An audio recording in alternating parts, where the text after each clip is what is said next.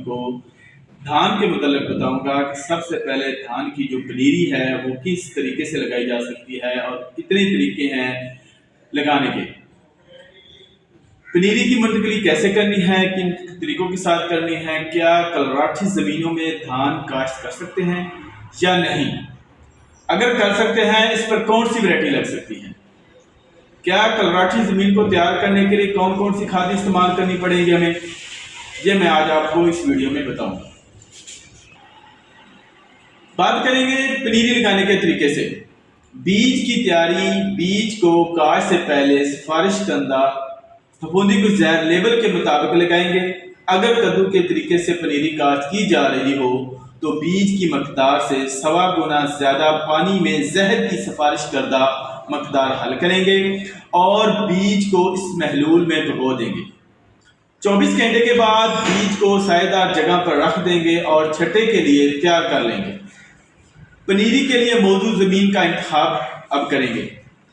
چکنی زمین دھان کی کاشت کے لیے بہت موزوں ہوتی ہے، تاہم ریتلی زمین کے سوا ہر قسم کی زمین میں اس کی کاشت کی جا سکتی ہے۔ شور زدہ اور کلراٹھی زمینوں میں بھی مناسب دیکھ بھال کر کے دھان کی کاشت کی جا سکتی ہے۔ پنیری لگانے کا طریقہ، علاقے اور زمین کی خاصیت کے مناسبت سے پنیری کی کاشت مندرجہ ذیل 3 طریقوں کے ساتھ کاشت کی جا سکتی ہے۔ نمبر 1 کدو کے طریقے سے، نمبر 2 خشک طریقے سے، نمبر 3 راب کے طریقے سے کاشت کی جا سکتی ہے۔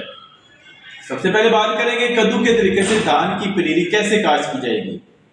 عام علاقوں میں دھان کی پنیری کی کاشت عام طور پر کدو کے طریقے سے کاشت کی جا سکتی ہے۔ بیج کی مقدار سے 1.25 گنا زیادہ پانی لیں اور اس میں سفارش کردہ پھپھوندی کش زہر حل کریں اور اس میں بیج کو 24 گھنٹے کے لیے بھگو دیں۔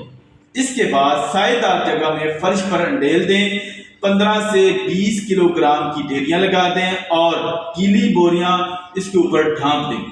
دن میں 2 یا 3 مرتبہ بیج کو ہلاتے رہیں اور بوریوں پر پانی چھڑکتے رہیں تاکہ خشک نہ ہو جائے۔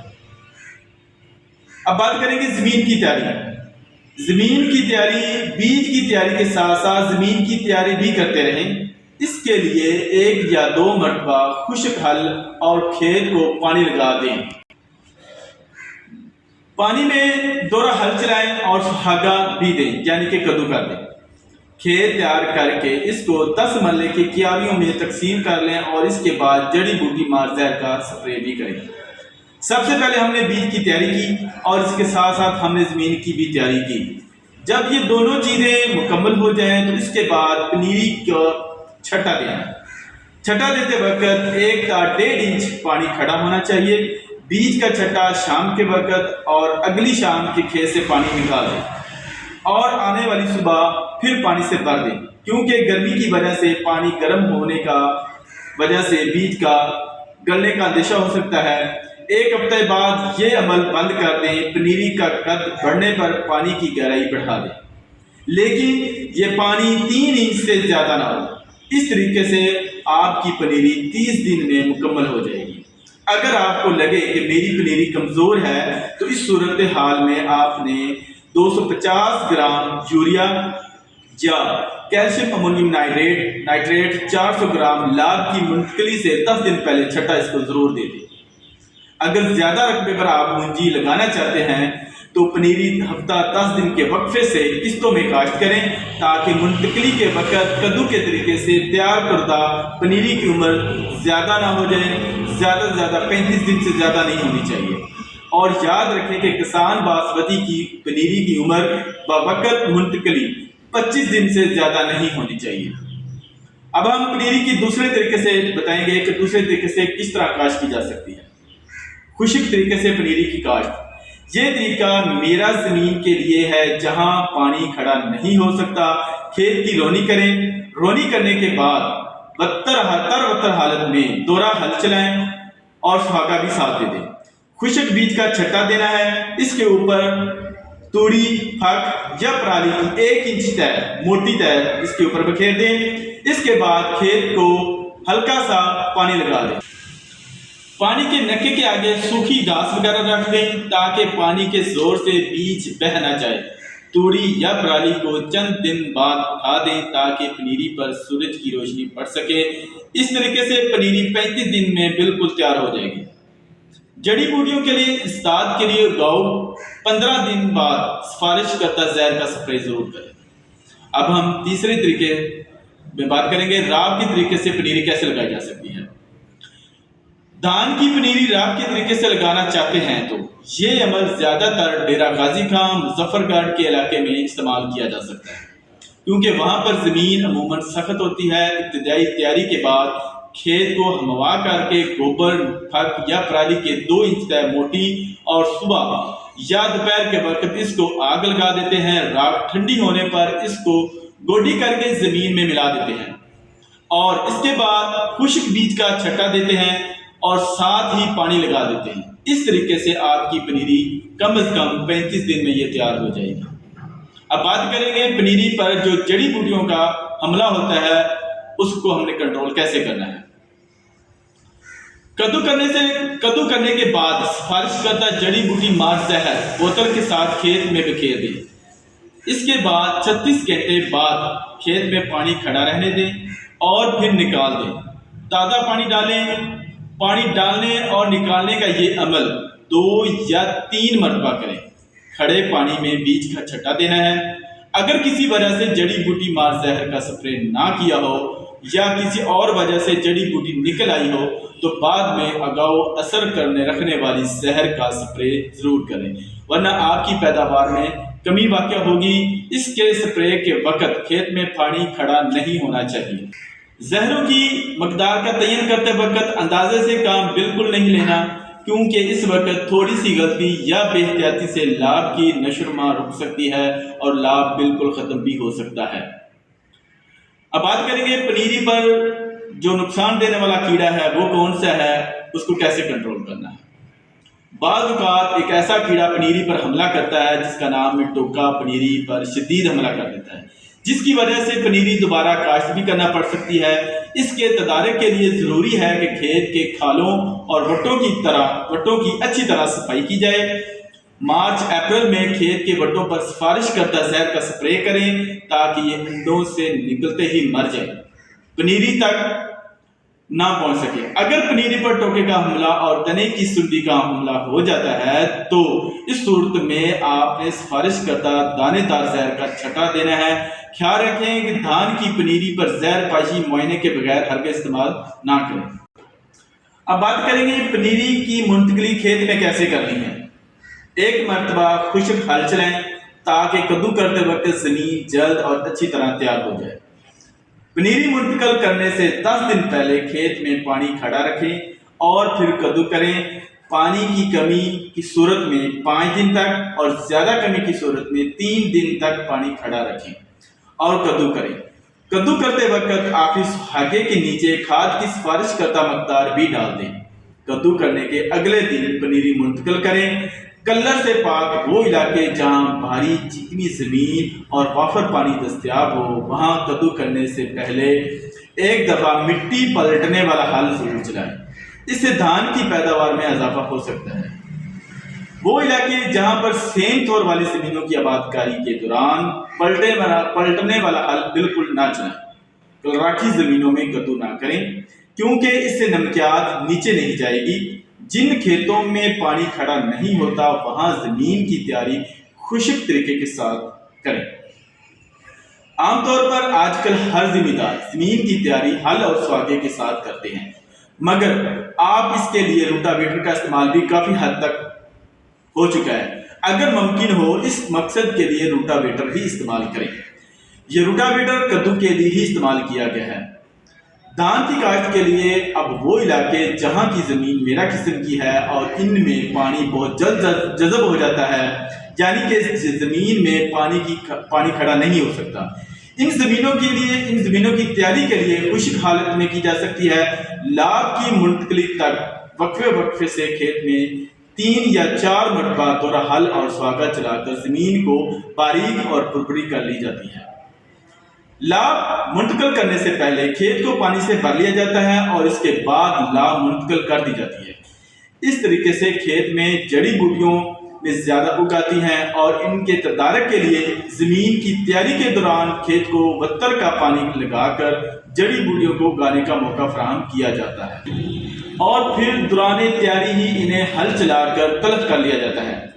کیمیائی طریقے سے تلفی کے لیے گاؤ اثر کرنے والی جڑی بوٹی مار زہر کا استعمال کیا جاتا ہے۔ پنیری اکھاڑنے سے 1-2 روز پہلے پنیری کو پانی لگا دیں تاکہ زمین نرم ہو جائے اور اکھاڑتے وقت پودے نہ ٹوٹیں۔ لاب اکھاڑتے وقت جھلسے ہوئے اور سنڈی سے متاثرہ پودے تلف کر دیے جائیں۔ پودوں کا بامی فاصلہ ایک پودے سے دوسرے پودے تک 9 انچ کا ہونا چاہیے اور کوشش کریں کہ ہر سوراخ میں کم از کم 2 پودے لگائیں۔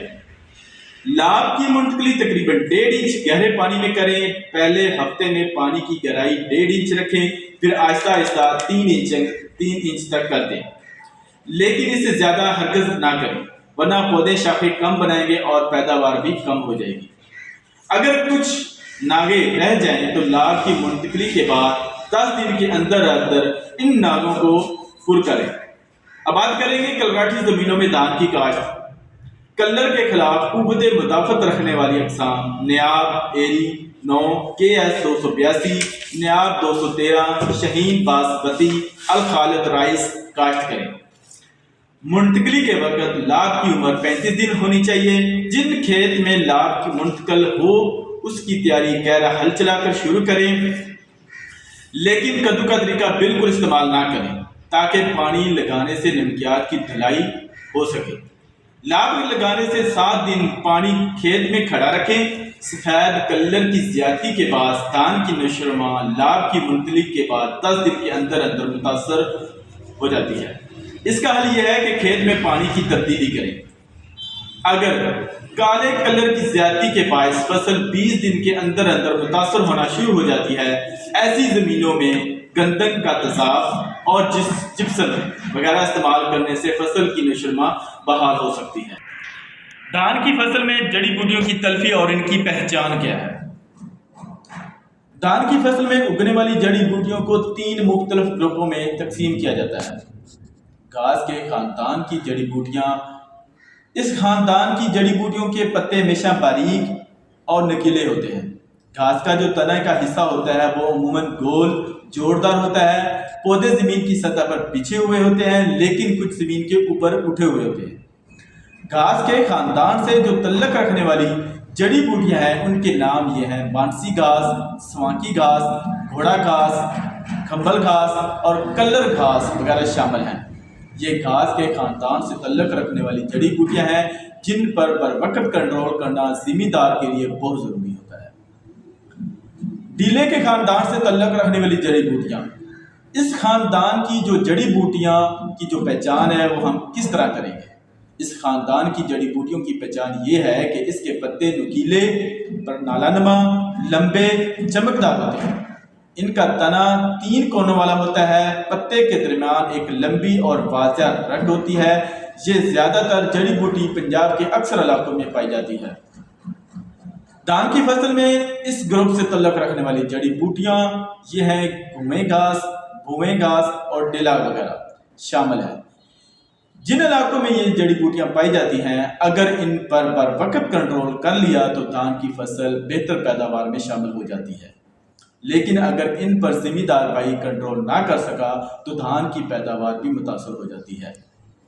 اکثر کاشتکار بھائی ان جڑی بوٹیوں کے متعلق پریشان دیکھا گیا ہے اور جب اس کا کنٹرول کرنے کا وقت گزر جاتا ہے تو پھر پوچھتے ہیں کہ اس قسم کی جڑی بوٹیوں کو کیسے کنٹرول کرنا تھا۔ اس لیے میرے کاشتکار بھائیوں، میں آپ کو بروقت ان جڑی بوٹیوں کے متعلق بتا رہا ہوں تاکہ دھان کی فصل میں اس قسم کی جڑی بوٹیاں نظر آ رہے ہیں ان جڑی بوٹیوں کے خلاف بروقت سپرے کر سکیں۔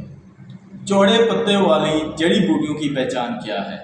اس خاندان کی جڑی بوٹیوں کے پتے چوڑے اور مختلف شکلوں کے ہوتے ہیں۔